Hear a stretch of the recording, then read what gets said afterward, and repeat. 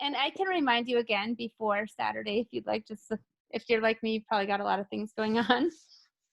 So I'll try to do that as well. But 6 p.m. is the time on kpfa.org or 94.1 FM. So I'm going to have you begin by introducing yourselves. And even though you were informally doing this already, Courtney, introducing yourself, identifying the affiliation you'd like to be identified with on air, and what's that, and then you can talk, let's just start with the introduction actually first. So why don't we start with you, Courtney? Cool. My name is Courtney Morris, and I'm an organizer with No Justice Under Capitalism, which is a United Front coalition that came together in April to address the state's criminal negligence in the spread of COVID in prisons, jails, and detention centers. And it's quickly developing to also be addressing the wildfires and ultimately state failure across the board. Rashid? Yeah, my name is Rashid Stanley Lockhart. I am a formerly incarcerated individual who has spent a majority of his life incarcerated, impacted by the system since the age of 15. I've been incarcerated every year. I'm now 42. And for the last 2 years, I was working as a lead engineer firefighter while incarcerated at San Quentin State Prison. I now work for a nonprofit organization called Planting Justice, where I'm a reentry coordinator.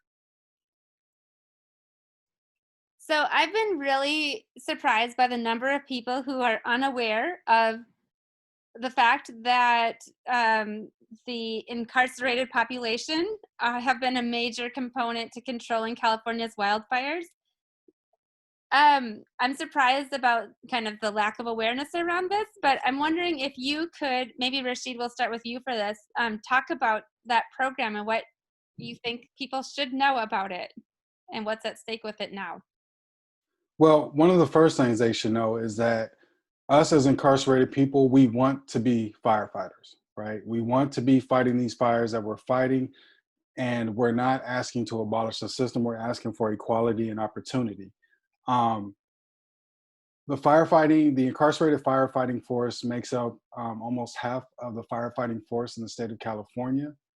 And when you hear, recently Cal Fire on TV saying, hey, be patient with us, we don't have the resources, we don't have the manpower. What they aren't saying and what they are saying is that we don't have the incarcerated firefighters anymore, right? Well, they do, but they don't have the number of incarcerated firefighters that they had.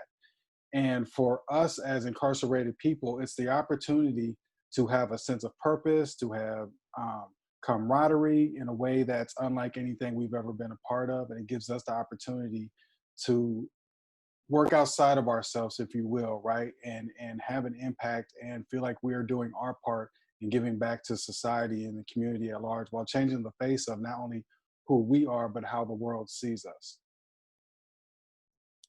And then what does it involve what does the training program look like to prepare people who are incarcerated to become firefighters?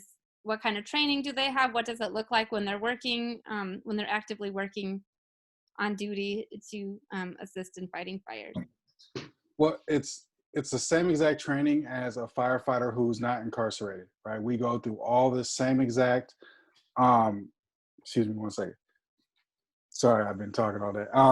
We go through all the same certifications and everything that regular firefighters go through, except that I won't say regular firefighters because we are firefighters, but the firefighters who are not incarcerated, we go through the same trainings except for our EMT certifications. Excuse me, I'm so sorry. That's the one thing we can't get is the EMT certification. Other than that, we go through all the same exact training. Like I myself, being a lead engineer on a Type 1 fire engine and the lead on the ambulance crew, I went through all the basic first responder medical trainings, and I went through all the basic pump operation trainings and driving trainings for emergency vehicles. And then when you get out, I understand it's not easy to just transition into maintaining your profession as a firefighter. Is that true? There's obstacles that you'll encounter?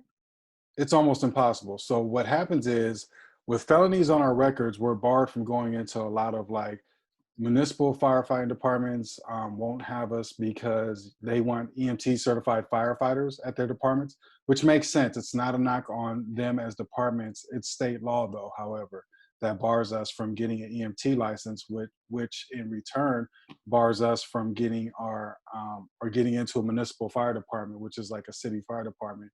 And to become a wildland firefighter, once you get out, you now have to go through the certifications all over again because for whatever reason, the certifications and the same trainings that you went through while incarcerated are no longer any good. So it's almost like this thing of like, I draw the parallel of like slavery, how, slavery is allowed while incarcerated. Well, apparently so is firefighting for the incarcerated people. Because once you get out, there are a lot more roadblocks in place than there would be for the average person. So either of you could respond to this. Some might argue then that the state of California has a vested interest in maintaining in the issue of mass incarceration, right? The more people that are being incarcerated, the more firefighters we have. And we're seeing this system corrode a little bit as we have a COVID pandemic and fewer eligible incarcerated people. What should we be gleaning from this moment? Well, I mean, it's simple. Incarcerated firefighters save the state of California $100 million a year, right? That's where this is where the issue is. Really, at the end of the day, we save the state $100 million a year. Kamala Harris, who this is not a vote against her. I mean, she's all we got. Let's hope things change. But Kamala Harris, back in one of her campaigns, her organizations or her campaign had actually said that they didn't want to start releasing low-level offenders because they would lose. This was the basis of their argument. They would lose their firefighting task force, right? And that saved the state $100 million a year. So that shows you the importance of who we are and what incarcerated firefighters can provide for the state, right? Which is why, we're on this advocacy and this campaign now to get equality in pain and opportunity once our incarcerated firefighters get out. Courtney, thank you so much, Rashid. And Courtney, I'd love for you to also provide your perspective on that question. Yeah, I completely agree with Rashid. I think that the state absolutely has vested interest, as you said, in exploiting prison labor and most notably of incarcerated firefighters. And as Rashid said, the 13th Amendment stipulates that. And what's fascinating is that, I have spoken to quite a few formerly incarcerated firefighters at this point, and as Rashid mentioned, it's a huge source of pride that people have in serving their communities and saving lives and being on the front lines. And that's all they want when they get out, is to use these skills that they've learned, this vocation they've learned. Even so, incarcerated firefighters are paid so little. I mean, it really is debt bondage slavery. They get 30 cents per hour in fire camps when they are not actively combating fire, and they get $1 per hour when they are on the front lines combating fire. And that's why the state is saving $100 million a year. But it's still crazy because you have a lot of incarcerated people that want to serve as firefighters because that's the highest paying job. So keep in mind that 30 cents an hour is the highest paying job compared to some people who might be cleaning cells for 11 cents per hour. I mean, that in and of itself speaks to the entire system that exploits prison labor. And so I think that if the state can create the school to prison pipeline, then they sure as hell can create job opportunities and reentry programs for people coming out of prison that actually make sense, that actually serve our communities, that save lives, and help returning citizens return to really important work for them and for society as a whole. Thank you so much. I'm thinking back to an interview. I've interviewed actually Al Sharpton's biological brother, who is Kenneth Glasgow Sharpton, who talks about this paradigm between being labeled as second-class citizens instead of second-chance citizens, And so I think a lot of people, including myself, had this impression that at least like this is totally unreasonable to get such a small amount of pay, but at least you'll get out and you'll have a second chance and you could actually do this. So then all this training and everything kind of evaporates, right? And you start at ground zero again. Is that what I'm understanding? And Yeah, it, so go ahead. I'm sorry. I often use this story, and I've given it a few times, but I think it draws like the best picture and kind of exposes, a little bit of what a bigger chunk of the population is up against, right? So let's say we take a kid. His name is, I don't know, we'll call him Danny. Danny is from the projects in South Central Los Angeles. He's 25 years old, and Danny's never had a job a day in his life. Oh, by the way, he's a high school dropout, and he is a teenage father. So that's his situation. He comes to prison. For the first 3 years, he's just getting into trouble, doing what he's doing. So he's coming to prison at 20 years old. He's just being young. He's impacted by the system. He's doing what he thinks he has to do to survive. Somehow, some way, he gets found eligible. He goes to fire camp. Now, Danny has found a sense of purpose. He's found camaraderie in a way that he's never been a part of. And now he has the opportunity and a skill set to do something that not only is saving his life, both emotionally and physically, but will give him the opportunity to feel like he's saving others' lives or property. He gets out, but now he has to reapply at a junior college to hopefully go get some prerequisites are that he has to have in order to become a firefighter or a wildland firefighter, in hopes that he becomes either a seasonal or a temporary wildland firefighter.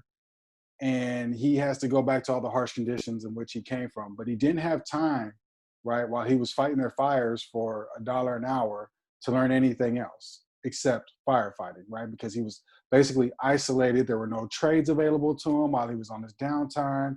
I talked to somebody at Delta Camp. There's no groups available to him there.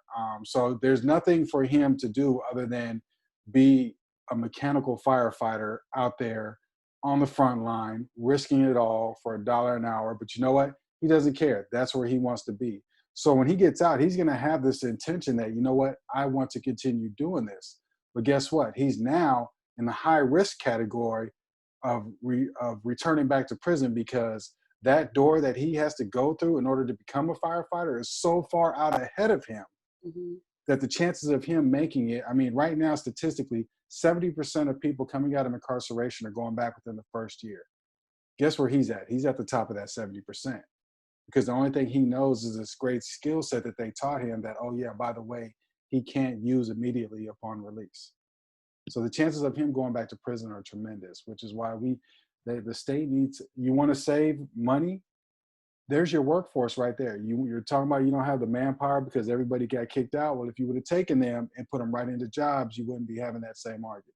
So how does this, in your view, speak to the need to really rethink the system where the criminal record asterisk attached to a name really gets in the way?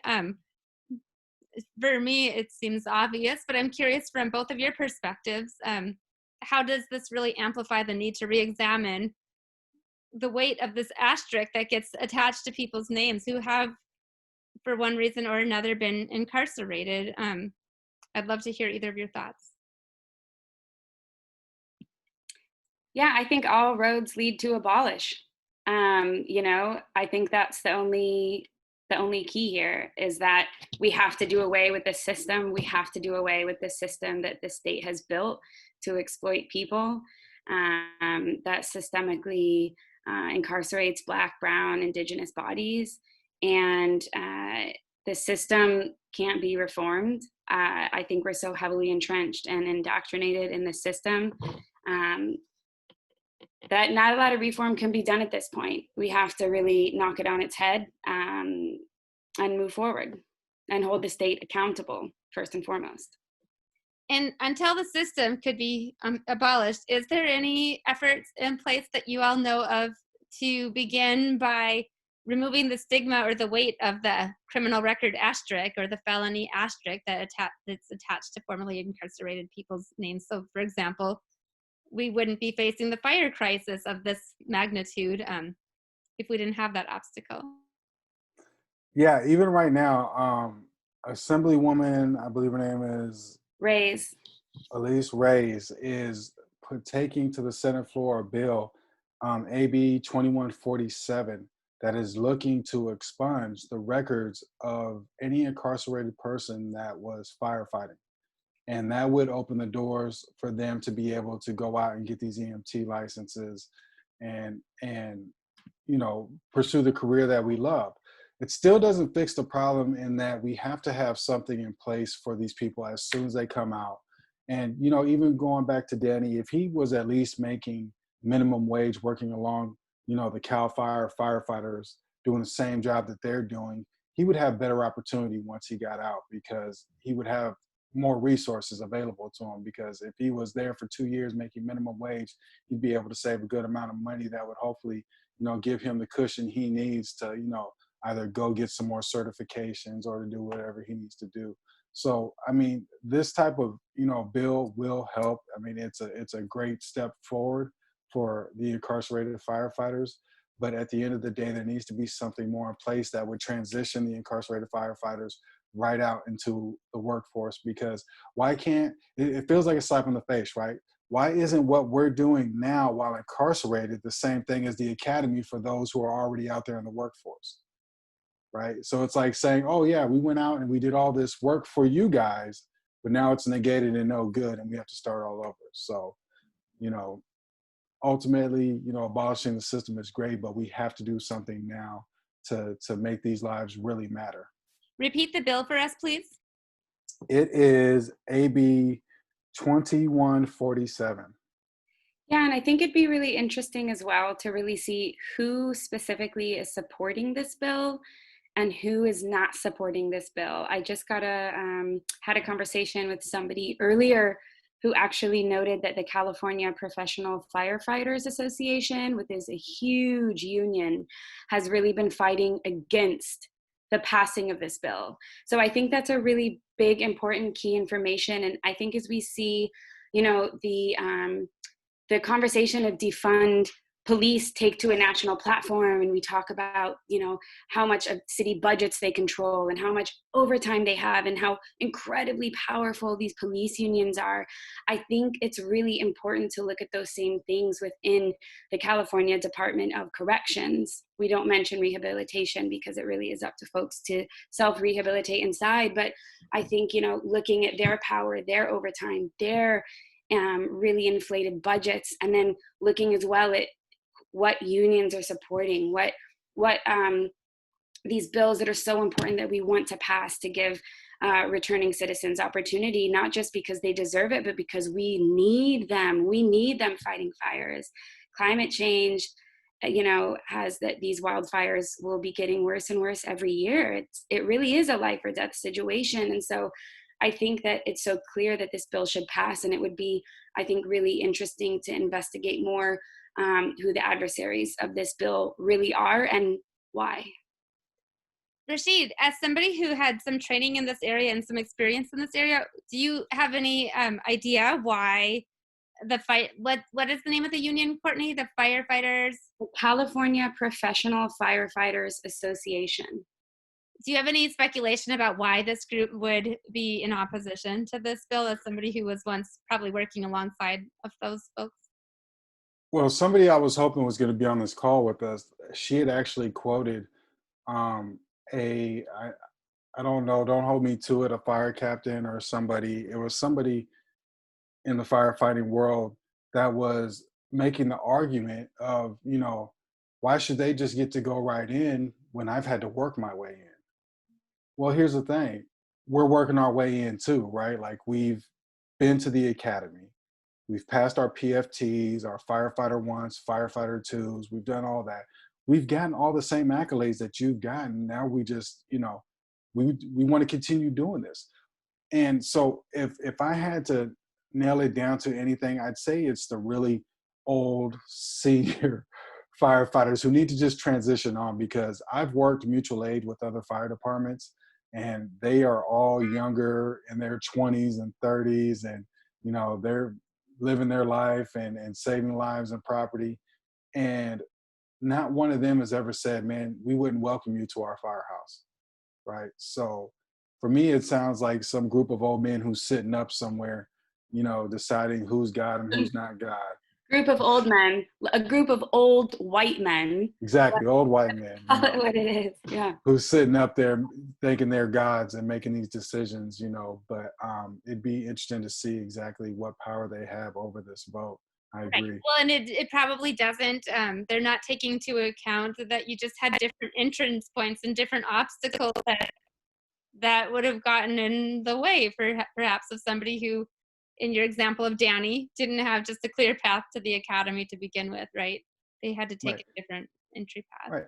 And here's another thing too that's shocking and may play a part in that, is that almost every firehouse in the country has thousands of applicants on a list trying to get into those departments. So if you opened up the workforce now to another few thousand individuals to come into these departments, there might be a little bit of a pissing contest, but it's hard for me to see a good majority of firefighters not wanting us alongside them fighting the same battle. If I could just make a side note, I don't have hard facts on this, but I've just done a really quick Google search. And according to datausa.io, 75.6% of firefighters are white. And so I think that as we really discuss more and more, systemic racism in the US, if you have predominantly white firefighters not welcoming Black and brown people that we have created policies around putting in prison, that is a huge, huge example of systemic racism. Not just who we're putting in prison, but where they're excluded from when they come out. Thank you for the quick data search. And I'm even curious if, given all the obstacles that incarcerated firefighters are having to face, I even wonder if they're given, if they're included in the numbers, if they're even counted as such. That would be really interesting to find out. But I agree, this is a really powerful example.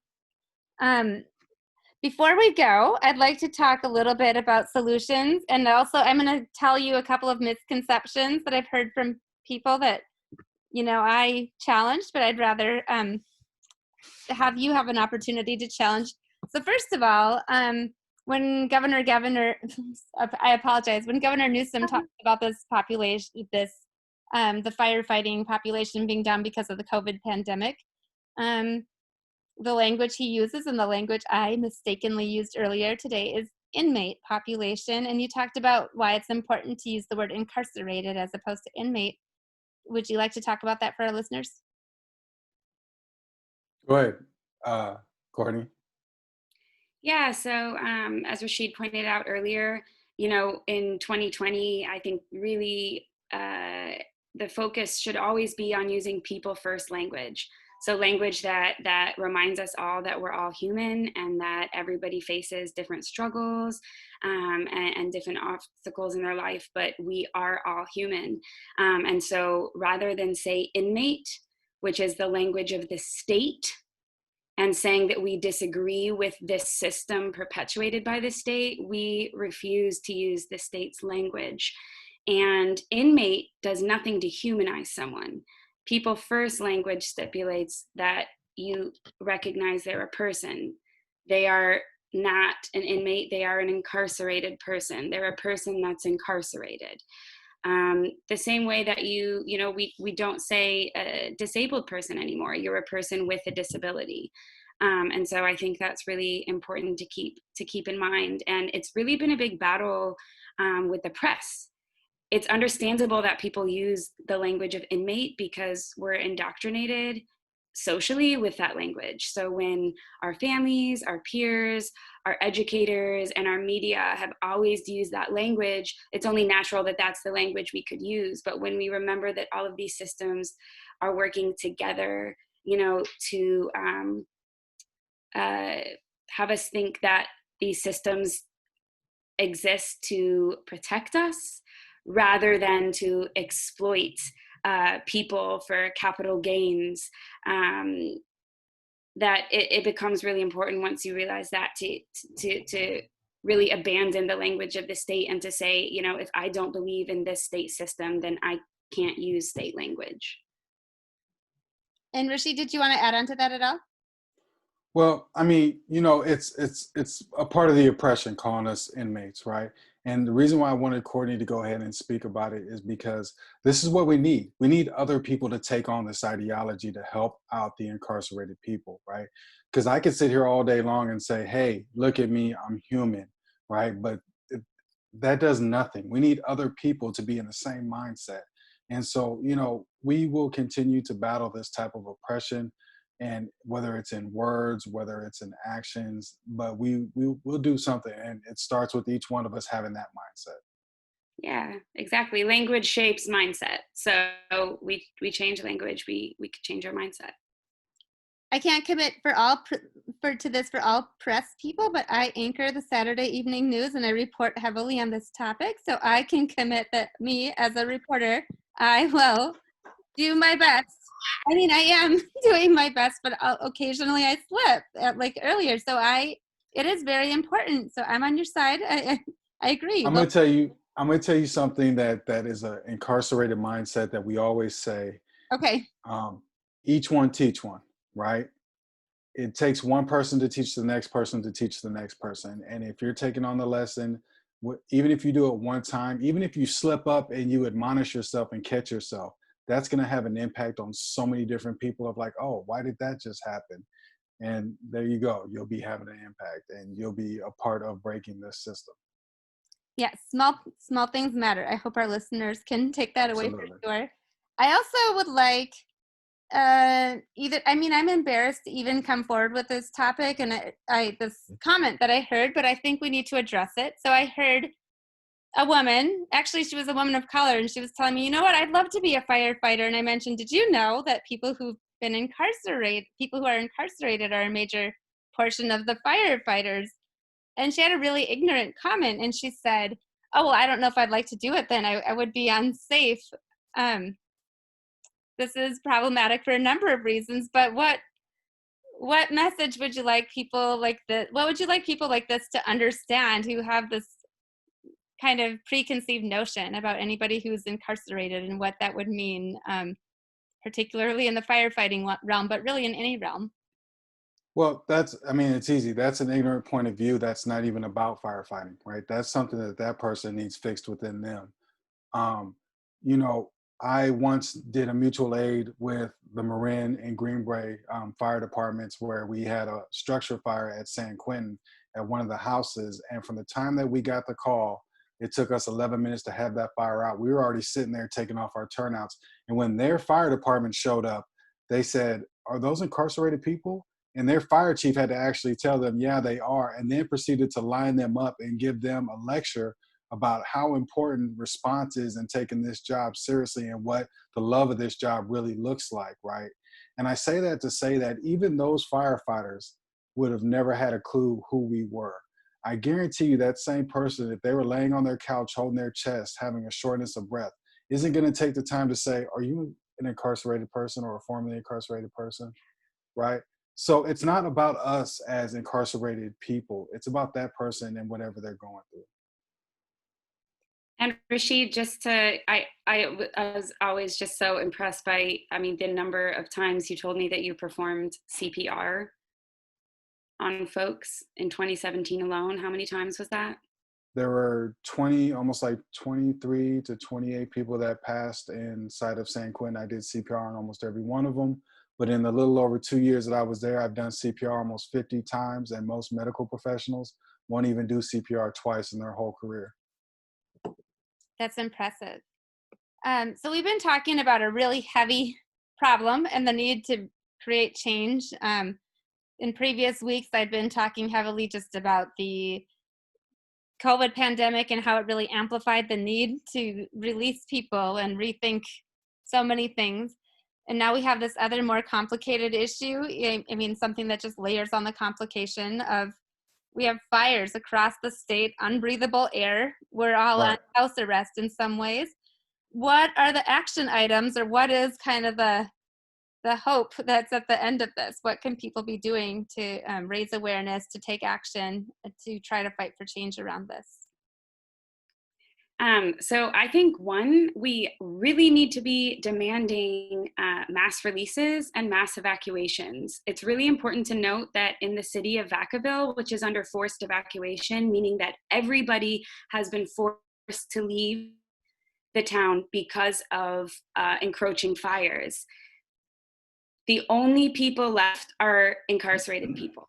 So CMF, which stands for California Medical Facility, which is already a prison full of medically vulnerable people. So you can have anyone treating cancer, you can have paraplegics, anybody that's medically vulnerable inside. You have Solano, 5 minutes away, where the animal shelter right next to the prison has been evacuated. And the state has no evacuation plans for prisons in disaster areas. And so that's not just now, that's before. And so I think that's really important to highlight, that we really should be demanding mass releases. One, to prevent the spread of COVID, where incarcerated people are 700% more likely to get COVID because of inhumane infrastructures within prisons and because of complete overcapacity, but also because what is the state going to do? Are they going to let them burn and die? I mean, the state has no answers and they're not proposing anything. And I think it's really important that we come together and demand that they evacuate these prisons and come up with a plan, because again, we will be experiencing this year on year on year. And secondly to that, to really support the passing of AB 2147 that Rashid mentioned, which would allow folks with a felony to be able to qualify for EMT certification that they have studied and worked so hard to be able to qualify for. And how can people put pressure for the release of prisoners? We know about the actions that have taken place around San Quentin for the release of medically vulnerable or what are deemed to be low risk incarcerated people. How do we also apply pressure, or how can people apply pressure to releasing people from places like Vacaville, where their lives could be at danger? Who should they be calling? Great question. You can find our social media, Facebook and Instagram, No Justice Under Capitalism. This Sunday, the 30th, we're going to be meeting at 11 o'clock in Sacramento in front of an Orange Fitness Theory, which you can find the exact location of on our social media. And we will be holding a protest in front of CDC r Secretary Ralph Diaz's house. So please join us for the protest. Sustained political pressure through action is a tactic. Voting is a tactic. There are many tactics that need to be used, and we need to utilize all of them. No Justice Under Capitalism, we really are focused on throwing agitational protests, and we plan on doing so this Sunday in front of Ralph Diaz's, in demanding mass releases and mass evacuations to save lives. And you can follow organizations and contact organizations like Restore Justice or Initiate Justice, who are launching campaigns to get things on ballots and to have, certain laws and stuff changed, who are doing great work. Thank you both for taking the time. We're down to just a couple of seconds left. Thank you so much for taking the time to talk about this important topic, and let's stay in touch and talk soon. Absolutely. Thank you. Take care. Bye. All right.